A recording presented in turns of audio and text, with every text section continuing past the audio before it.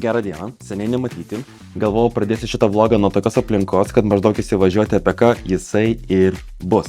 Tai mes dabar su Gabiu sugalvojame tokią nesąmonę, kadangi norim įsigyti pigią, seną mašiną. Kodėl dabar visų pirma? Kuomet aš filmuoju ir fotografuoju vestuvės renginius, labai faina būdavo, arba tiesiog net gatvė vaikštėjant, prieina žmonės ir sako, klausyk, tu man kažkur matytas. Nu, galvoju, ta prasme. Sako, ar ne tu kartą su karavelė keliavai ten po Ispaniją? Taip aš. Ir iš karto toks, kaip sakykime, malonumas atsiranda, kad toliau nors įkurti YouTube'ės video. Bet kodėl būtent dabar su senais automobiliais? Kuomet mes keliavome su X-Trailu, kuomet keliaujame su Ducato, tiesiog kažkaip matome tokio populiarumo, žinomumo, žiūrimumo nėra. Ir pagal visas YouTube'o, Instagram'o statistikas 90% yra vyrai. Ir kuomet mes įkeldavome, kuomet mūsų karavelė sugesdavo, iš karto žiūrimumas padvigubėja, patrigubėja. Tai va galvojame, kad reiktų atgaivinti va tokio senesnio vaibo turinį.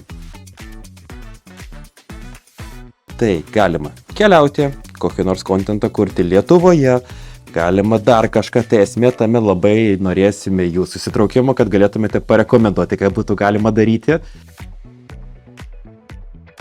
Tai mano būtų tokie kriterijai. Norisi, kad jisai būtų iki 95 metų, vadinkime, ne jaunesnis negu aš, nes aš 95 metų gimimo. Norisi iki 1000 eurų, labai jeigu geras variantas būtų 1100 eurų. Norisi, kad būtų technikinė bent metams, nes nėra ko tikėtis iš tokio automobilio, kad jisai turės į 2 metų technikinį ir bus nesurūdės ir visa kita. Ir norisi, kad tas automobilis būtų arba Audinė, nes Gabi jaučia jam nostalgiją, kadangi tėtis turėjo, arba Volkswagenas, nes aš jaučiu nostalgiją tokiam automobiliam, kadangi pirmas automobilis, su kurio aš išmokau važinėti, buvo mano tėčio Passatas B3, bet ne bet koksai, o GT variantas, tai 2 litrų Doho variklis. Tai toksai, kaip sakykime, minimali nostalgija ir per kelis metus, kiek žiūrėdavo, būdavo tokie variantai atsirasdavo, bet jie visi surūdydavo.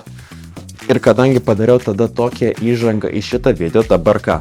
Belieka keliauti iš garažo, eiti skelbimus ir žiūrėti, ką gero juose galima rasti, nes norėtųsi per artimiausias dienas bent savaitėlę tada tą automobilį įsigyti. Dabar aš sėdžiu namuose ir žiūriu būtent į skelbimus ir mano dėmesį patraukė 2 automobiliai. Aišku, Gabi nelabai tas patinka, kadangi 2 yra Volkswagenai Passatai, tačiau vienas yra nauja technikinė, kiek matau, tvarkingas tas variklis 196 kW ir randasi Vilniuje, ne kur nors Lietuvos pakampėje.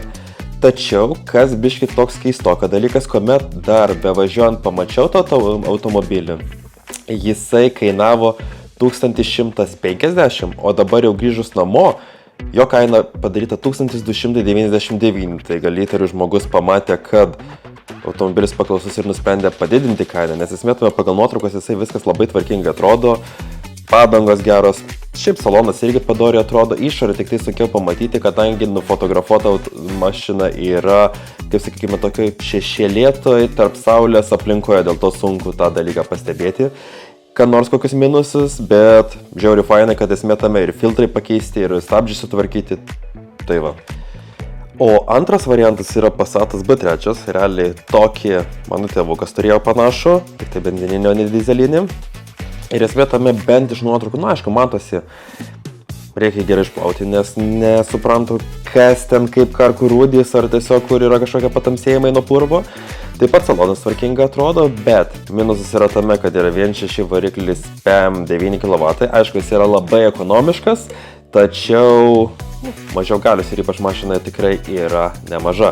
Ir viena didesnių problemų, kurią aš išvelgiu, tai, kad technikinė yra 1 metam, iki 26 metų galo kažkur pabaigos, ir jinai randosi Šalčininkose, tai šiek tiek yra atstumo, kur pavažiuoti iki jos. Tai bet galima svarstyti šios abudu variantus, nes esmė tame važiuojant į Vilnių, apžvelgti vieną Passatą, ir jeigu su juo nieks nepatiks ar dar kažkas, tiesiog pasukti Šalčininkose, man atrodo, yra 40-50 minučių kelio nuo Vilniaus ir realiai vienu tiesiu keliu. Ir aišku, aš niekada nebuvau dar esu Šalčininkose.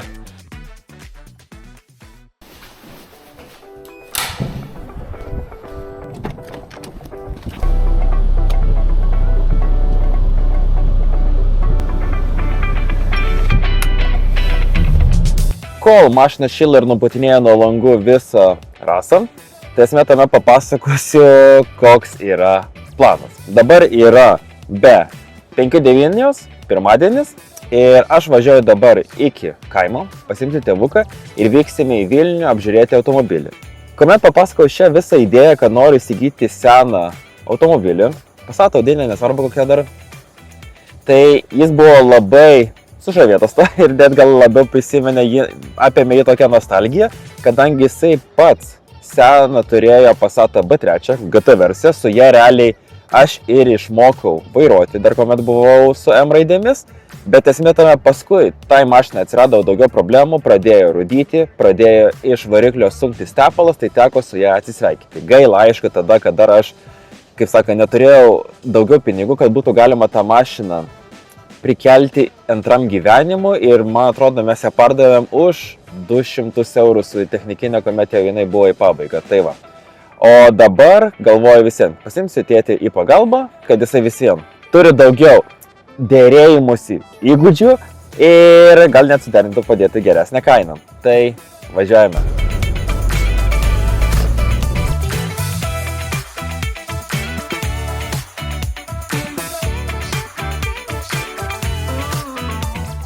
Principas tame, kad aš dar vykstu ir filmuoju viską, nors nežinau, ar ta mašina tiks ir patiks.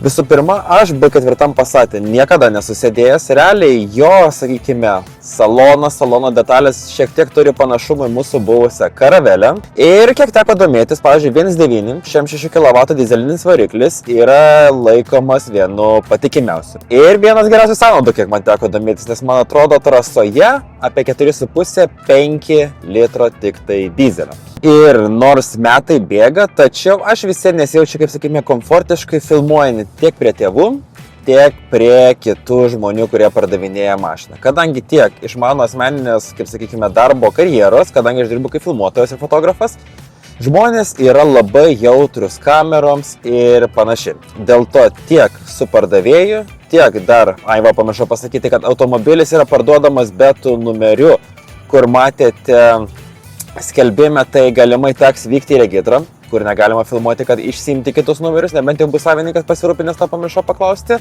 Tai galvoju, geriau tiesiog to nefilmuosiu, tiesiog minimalius perdengimo kadrus iki nuvažiavimo ir paskui po visko. Arba su geromis žiniomis turime mašiną, arba su tiesiog žiniomis, kad jinai nepatiko ir tęsime paieškas toliau.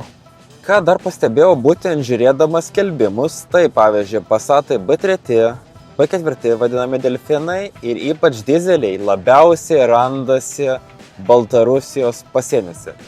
Šalčininkuose, pavyzdžiui, kaip vienas yra Passatas B3, jei neklystu, kitas randasi, vis pamirštu, šalčininkai, man Gabė sakė, yra šalčiau, todėl ją pačia Vilniaus, o į viršų yra ne Širvintos, pasitiksinau, Švenčionyse. Šalčininkai, Švenčionys, Pabradė, ar Pabradė, nežinau kaip kirčiuoja taisyklingai. Ir esmė tame labai toli važiuoti nuo Kauno ir nežinia, ką galima rasti. Dėl to aš jau ieškau tokių automobilių ne vieną ir ne 2 savaitės ir vakar, sekmadienį grįžtant iš kaimo, iškrito skelbimuose būtent tas Passatas. Kuomet aš dar vairavau, tai tėtis paskambino, viską vos ne suderinau už mane, kas labai malonu ir miela. Ir ką, belieka tik tai nuvažiuoti apžiūrėti. Kelių valandų Vilniuje idėja mašina nepatiko, nes jinai tragiškai atrodė, realiai nudažyta, kaip aš kažkada dažiau autobuso bagažinę, tik tai dar dvigubai prasčiau. Net patingėjo, apdengti buferius ir matosi, kad jau iš vidaus tokia pavargusi. Žinote, tas jausmas, kai, nežinau, ar daug žinote ar ne, bet atvyksti prie automobilio, ir matai, kad ne tas pats, kaip norėtum, kad tenai ir tai būnė, kad ir kokia kaina gera, kad ir kokia technikinė, dėl to nusprendėme to dalyko, to Passato neimti ir dabar atsiradome Šalčininkuose ir esmė tame įsigijome Passatą. Taip. B3, nežinau, ar matysite per kamerytę šitą ar ne, bet va dabar priekį mano tėvukas su savininku važiuoja ir esmė tame dar davė 2 papildomus padangų komplektus ir dabar važiuojam pasiimti atsarginį kapotą, kablio komplektą, kiek sakė, ir dar kažką problema, kad aš nelabai suprantu rusų kalbos, dėl to tėtis viską pavertėjo. Bet detaliau viską papasakosiu, kiek kainavo, koks Passatas, kokie defektai, kokie privalumai, šiek tiek vėliau. Iki.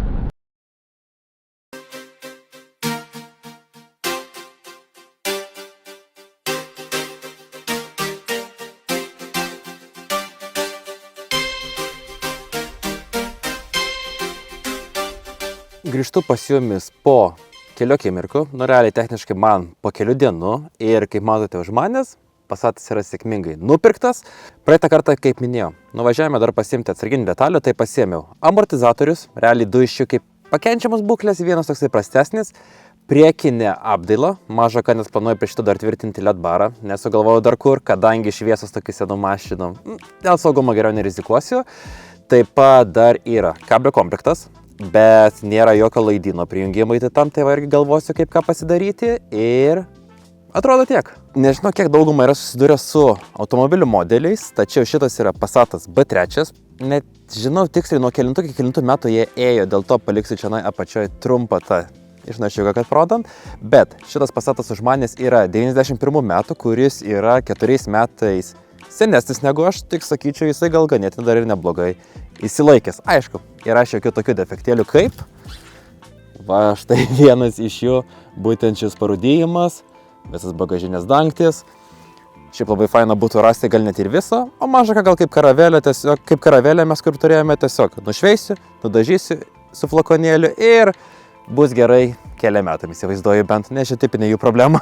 O dauguma Passatų irgi dar turi vieną problemą, durų atsidarimas, kadangi tos atsidaro, tos keleivio pusės atsidaro tik tai iš vidaus su rankenėlė, o šitos dėja niekaip neatsidaro. Tai reikės galvoti ir žiūrėti, kaip ką galima būtų sutvarkyti. Šiaip salonas ganėtinai gal tvarkingas, netgi kaip matėte iš praeitų video. Ir kaip galvoju dar, kad priekinė panelė irgi neblogai sulaikiusi. Kas karavelėje buvo problema, tai kad buvo šitie visi sulaužyti, bet viskas gerai. Va dar tik atsiminiau, kad jame yra problemų su termostatu. Tiksliau, jame nėra termostato, kadangi savininkas sakė, kad bandė keisti, kadangi čia yra stiprintuvas, galiausiai nesigavo jo išimti to termostato, arba realiai gal gavosi išimti, bet nesigavo kito įdėti. Tai tiesiog jį pridėjo man paskui po pirkimo ir galvoju, reikės nuvaryti į servisą ir pakeisti. Kadangi žiūrėjau YouTube'e, įmanoma, bet visa tai yra patogiau įmanoma turint kokią nors duobę arba keltuvą, o ne gulint ant žemės, kadangi dabar jau yra spalio mėnuo ir ne pats šilčiausias metas tiesiog gulėti ant žemės. Kadangi jau pradėjau kalbėti apie šios mašinos minusus, kadangi vis vien mašinai yra nemažai metų, tai jinai turi jų daugiau negu pliusų, tai dar vienas, kad važiuojant vairas ganėtinai kalatos ir tokio laisvumo. Tai įtariu dar yra problema viena kartu ir su suvedimu, kartu dar su padangomis, kadangi labai įdomi praeitas savininkas gale yra žieminės padangos, priekyje yra vasarinės ir dar davė 2 ratlankius, kurios pamiršau paminėti, kurie yra šipuojami. Tai aš kažkaip nemėgstu šipuotų padangų ir tiesiog nežinia, kiek su ta mašina bus pravažiuojama, dėl to galvoju, reikia tiesiog šitas padangas visas išmesti, tiksliau neišmesti, galvoju, gal netgi Gabijos broliui padovanosiu ant jų bulkos, kadangi jie mėgsta važinėti žvyrkeliais ir tikrai jam pravers, o kaip sakykime, kokybė amžius neturi įtakos, vis geriau negu dabartinės, o pats savo nusipirksiu arba universalias, arba žieminės, arba dar geriau bandau ieškoti skelbimuose, gal kas nors parduoda lietus ratlankius, kur būtų iš karto su padangomis, kad šiek tiek dar būtų mėsos likusios būtent važiavimui žiemos metu. Ir dar, gal minusas arba ne minusas, tačiau šitą mašiną galiu trumpai papasakoti. Buvo pirkta Šalčininkuose ir savininkas teigia, kad su jie dažniausiai važinėdavo į Baltarusiją užsipilti pigesnio kuro, bei tiesiog apsipirkti maisto produktų, bei važinėjant pačioje Lietuvoje darbo reikalais. Nes dėl ko mane ir sužavėjo būtent šitie varikliai, čia yra 1.6 TD, net atrodo, 59 kW. Taip, jį visiškai netraukia. Magistralės, sakykime, komfortiškiausias greitis yra kartu su fūromis, 90, 100, nes paskui tampa sudėtinga, tačiau bent kaip teigia visokios techninės specifikacijos, magistralėje vidutinės jo kuro sąnaudos yra 4,5 litro arba 5 litrai dizelio. Ir kadangi tas buvęs savininkas pirmas su šitą mašiną nemažai važinėdavo ir norėdavo sutaupyti, tai į ją yra įdėtas 100 litro kuro bakas. Jisai teigia, kad jeigu mašiną pastatai kampu, tai gali net 105 litrus įpilti kuro. Tai va tas įdomiausia bus. Reikės kažkada išbandyti, kokios vidutinės sąnaudos ir kiek yra tas iš tiesų pilnos kuro bakas. Nežinote, perki mašiną iš kokio pardavėjo, jie gali visko teikti, bet kuomet pats viską įsitikini, tada garantuotai gali teikti. Ir dar nepaminėjau būtent dėl ko šita mašina yra įsigyta. Pirmas dalykas. Kadangi jinai kainavo 750 eurų, kadangi jinai kainavo mažiau negu 1000 ir man kažkaip tokios mašinos teikia daugiau džiaugsmo negu kokios nors brangesnės. Antra, technikinė jos dar galioja iki 26 metų 11 mėnesio, tai iš karto privalumas ir yra dar galimybių dar su kažką su ją nuveikti, nes nors ir kėbulas iš išorės, toksai, sakykime, nėra kiauriminių rūdžių, dar nemačiau, kas darosi pačioje, tai irgi sunku teikti, ar jinai praeis kitą technikinę. Todėl, pirmas mano tikslas yra, kaip nors įmanoma ją šiek tiek pamodifikuoti iki atitinkamo biudžeto. Sakyčiau, gal netgi būtų faina, kadangi mašina kainavo 750 eurų, tai sakykime, turiu 250 eurų iki 1000, kad galima kokiems nors papildomams patobulinimams. Dėl to labai laukiu visų jūsų nuomonės, kad galima ką būtų tuninguoti, tai parašykite komentaruose, gal ką esate sugalvoję.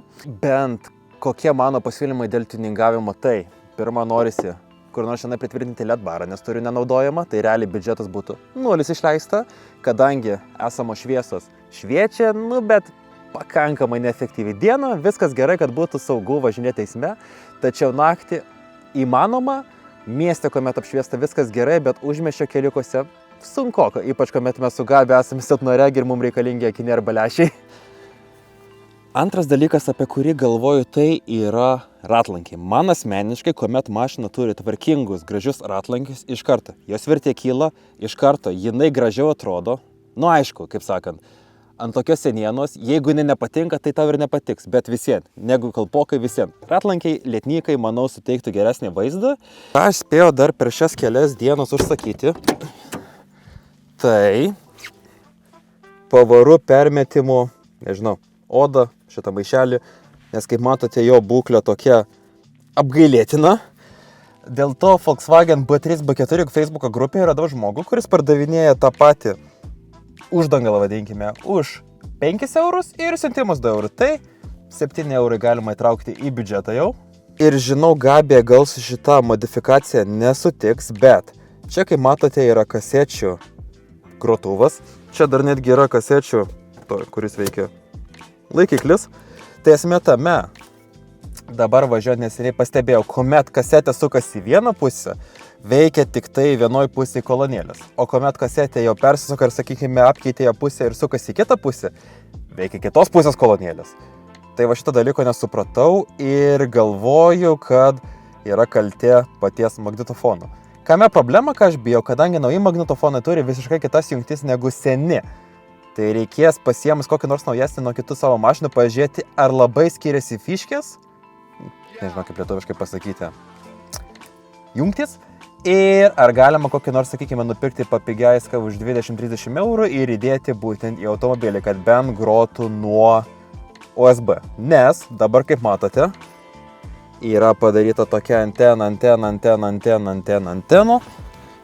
kuri išeina per neatsidarančias duris ir yra va čia ant stogo. Bent kaip teko išbandyti, nelabai tą radiją ir gaudau, nes arba būčiau Kaune ar Vilniuje, kai pravažiuojant, tai va. Ir dar prieš pabaigą galvoju pasakysiu dar vieną įdomesnį gal faktą kai kurie. Šio automobilio ilgis nuo bagažinės iki, sakykime, vairuotojo sėdynės yra 2 metrai. Tai esmė tame, galima komfortiškai įsimiegoti mums su Gabija. Tiesiog reikia kokią nors pripučiamą čiužinėlį pasitiesti, miegmaišį ir tiek. Tačiau nelabai gali būti jauku miegoti, kuomet realiai gyventume akvalangė. Dėl to Gabija sako, jeigu užtamsinsi langus, tada galima pasvarstyti apie tokį variantą. Esmė tame, aš buvau bandęs tamsinti autobuso langus mūsų Fiat Ducato, tačiau kadangi jo neįmanoma įvaryti į garažą, vėjas, padaro savo problemų, dėl to ta plėvelė susilamdydavo ir panašiai. Dėl to galvoju, kadangi Passatas telpa į bet kokią garažą, kadangi jis žemas kaip normali lengvoji mašina, tai pabandysiu savo jėgas, ar gausis, ar nesigaus užtamsinti galinius langus.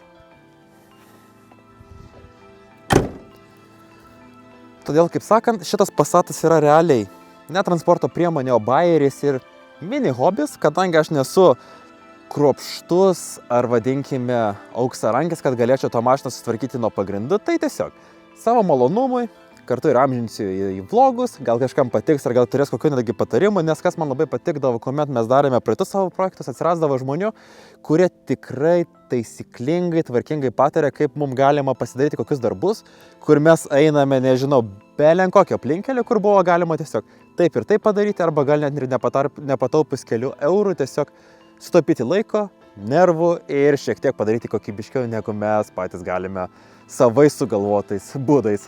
Ir dar gali būti žmonių, kurie klaus, o palaukite, liktai kartais jūs neturėt Opelį kabrioletą, kur irgi sakėte, iš jo darysite šiokį tokį projektą. Taip, tą Opelį mes vis dar turime, tačiau po kelių minimalių pakoregavimų nusprendėme, viskas gerai su juo, kaip jis ir yra.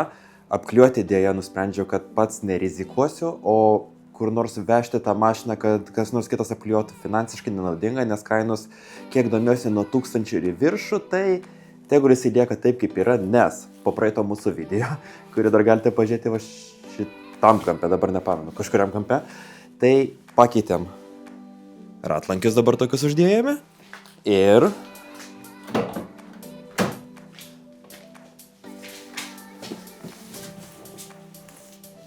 pakeitėme vairą.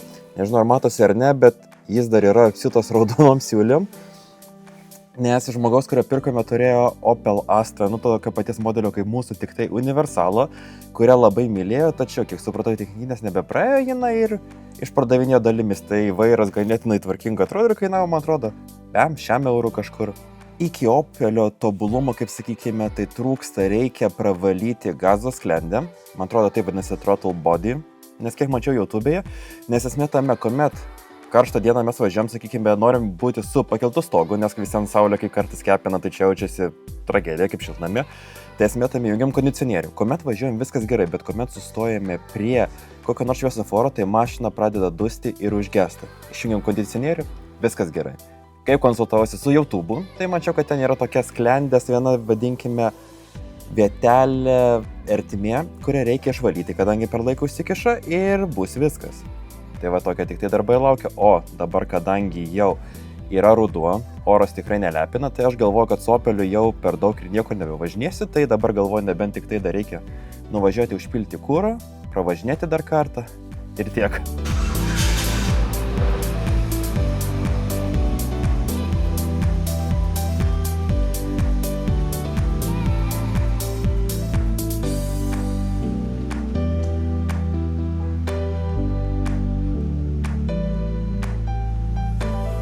Ir dar ką atsiminiau išvaręs automobilį mūsų Opelį, tai kad jame būdavo problema su tepalo lašėjimu. Tai ta problema buvo tiesiog labai lengvai įspręsta nuvarius į servisą, kad buvo kelios tarpinės, kurios tiesiog į tą tepalą ir praleido. Sutvarkyta, dabar nebelašam, dar apačios nepakeičia, bet matau, jog išvežimų nuo lašėjimų nėra. Ir ką tada, manau, kad šitam vlogui visko užteks. Ir pasimatysime kitame, kuomet pagal idėją toliau tobulinsime Passatą. Ieškosime jam atitinkamų detalių, dar reikia nuvaryti į servisą, kad sutvarkytų visus niuansiukus. Ir tiek. Tai ačiū, kad žiūrėjote. Lauksiu dar pasiūlymų, kaip galima patobulinti mūsų naują automobilį ir iki greito.